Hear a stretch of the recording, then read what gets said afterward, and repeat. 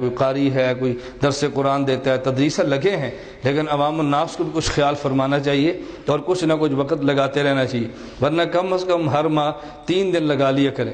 میں کراچی میں تھا تو ایک نوجوان مجھے ملا اور پوچھنے لگے تبلیغ جماعت والے ہر مہینے جو 3 دن کی بات کرتے ہیں ماہانہ سے روزہ، یہ تو بالکل شریعت میں نہیں ہے، نہ قرآن میں ہے، نہ حدیث میں ہے، نہ اسلاف میں ہے، یہ بدعت انہوں نے ایجاد کی ہے۔ میں نے کہا اتنی جلدی فتویٰ نہ ٹھونک، اپنے علم کو تو سنبھال کر بات کر، تو سوال کر ہم سے جواب لے، فتوے کیوں ٹھوکتا ہے؟ جب ہم نے جواب دینا ہے تو پھر آپ نے کہنا انتشار ہوتا ہے، اور جب تم فتوے ٹھوکتے ہو تو پھر انتشار نہیں ہوتا۔ اصل میں تو ان کو پکڑو جو فتوے ٹھوک رہے ہیں، جو اپنا دفاع کر رہے ہیں ان کو تو موقع دینا چاہیے، بھئی آپ دفاع کریں اپنا۔ میں نے کہا یہ قرآن میں بھی ہے، بخاری میں بھی ہے، مسلم میں بھی ہے۔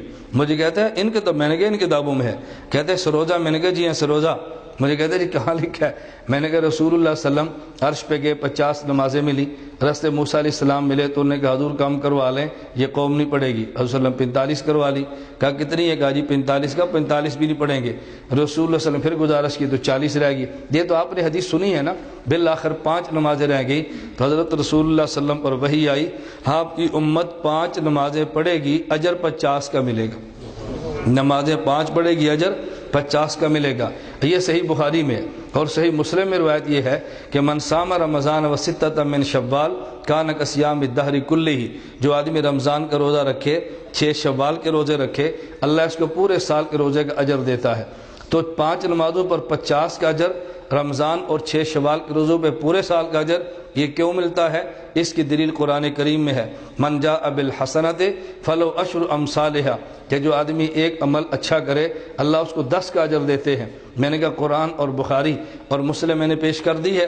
مجھے کہتے ہیں جی ہاں۔ میں نے کہا اب استدلال سنیں، قرآن کریم میں ادو دعوت دو، بلغ تبلیغ کرو، اور قرآن کریم میں ولتکم منکم امۃ یدعون، قرآن کریم میں ہے، قل ھذہ سبیلی ادعو، میں نے کہا قرآن میں ہے، لیکن قرآن نے وقت کا تعین نہیں کیا، کتنی دعوت دو، دین کی طرف کتنا بلاؤ، تعین تو کیا نہیں ہے نا۔ اب ہمارے اکابر نے مشورہ کیا، اس نے شادی بھی کرنی ہے، کاروبار بھی کرنا ہے، دکان پر بھی جانا ہے، دفتر بھی جانا ہے، زمین پر بھی جانا ہے، ہل چلانے ہیں، سارے کام کرنے ہیں، اور اس نے دین کی بات بھی کہنی ہے۔ ایسی ترتیب بناؤ کہ جس سے پوری زندگی دین پر دعوت دینے کا اس کو اجر ملے۔ تو اس کا طریقہ کیا ہے؟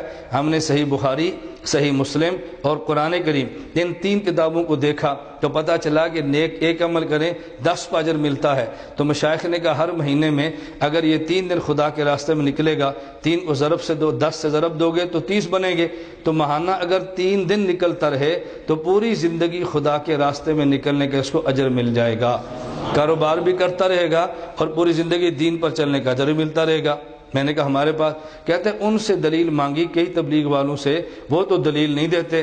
میں نے کہا ان کا کام دلیل ہے ہی نہیں، ان کا کام فضائل ہیں، ہمارا کام دلائل ہے۔ فضائل ان سے لو اور دلائل ہم سے لو، انشاءاللہ تمہیں کبھی الجھن نہیں ہوگی۔